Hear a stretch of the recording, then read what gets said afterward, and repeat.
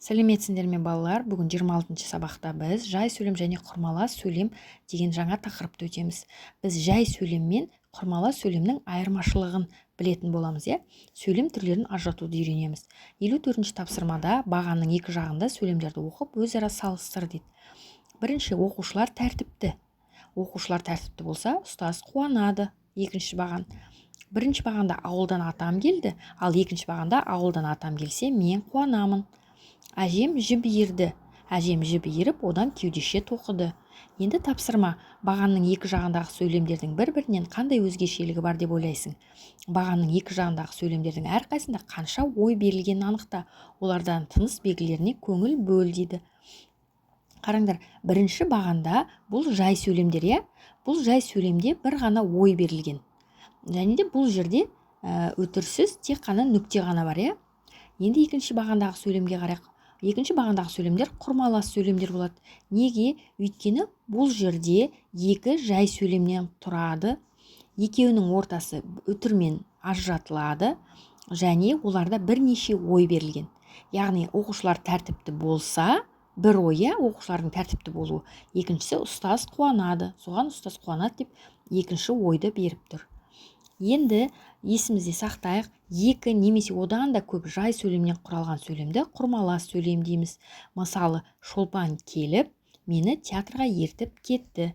Яғни бұл Шолпан келді, мені театрға ертіп апарды деген екі сөйлем қосылып құрмалас сөйлем болып тұр, Енді 55-ші тапсырмаға қарайық. Мерей мен Әлидің диалогын оқы дейді. Қазақ жазушысы Ыбырай Алтынсариннің әңгімелерінде құрмалас сөйлем өте көп қолданылған.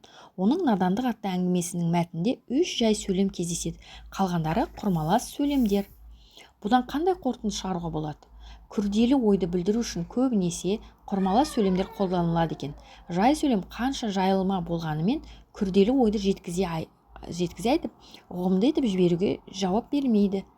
Сондықтан ауызша сөйлеуде де, көркем әдебиетте де құрмалас сөйлем көп қолданылады. Құрмалас сөйлемде қандай тыныс белгісі қойылады?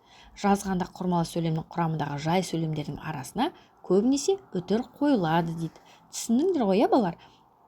Жай сөйлем жеткізе алмайтын ойды, күрделі ойларды құрмалас сөйлем жеткізеді екен.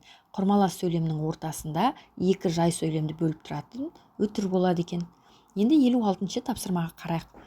Мәтінді оқы дейді. Ол кішкентай бала. Мұнда алыстан қаладан келді.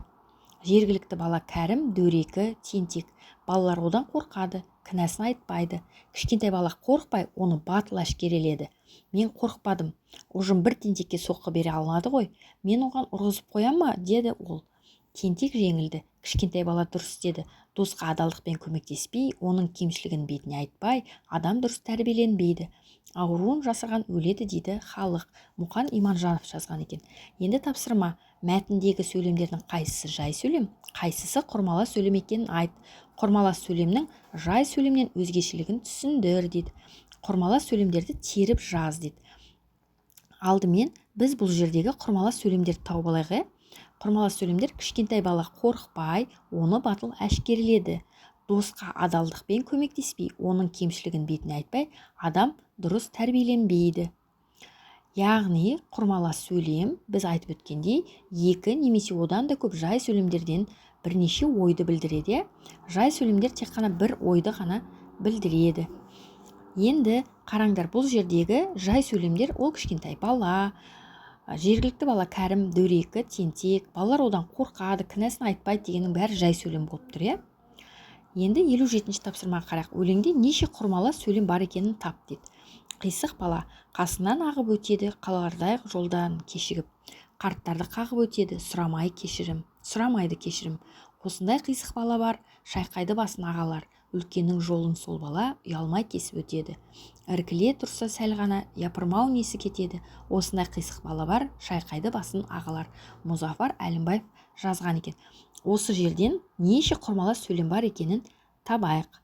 Алдымен қараңдар. Қасыңнан ағып өтеді, қаларды жолдан кешігіп бір сөйлем. Қарттарды қағып өтеді, сұрамайды кешірім екі сөйлем. Осындай қисық бала бар, шайқайды басын ағалар үш. Іркіле тұрса сол бала, япырмау несі кетеді деген төрт сөйлем, құрмалас сөйлем бар екен. Енді 58-ші тапсырмаға келейік. Жалғасын тап ойыны. Құрмалас сөйлемнің бірінші жай сөйлемі берілген. Оқушылар келесі бөлігін табады дейді. Енді мына құрмалас сөйлемге айландырайық. Қараңдар, ол бүгін ерте келіп, не дейміз? Үйдің ішін айнадай етіп тазалап қойды. Екінші, лезде аспанды бұлт торлап, ары қарай не жазсақ болады? Нөсер жауын жауды.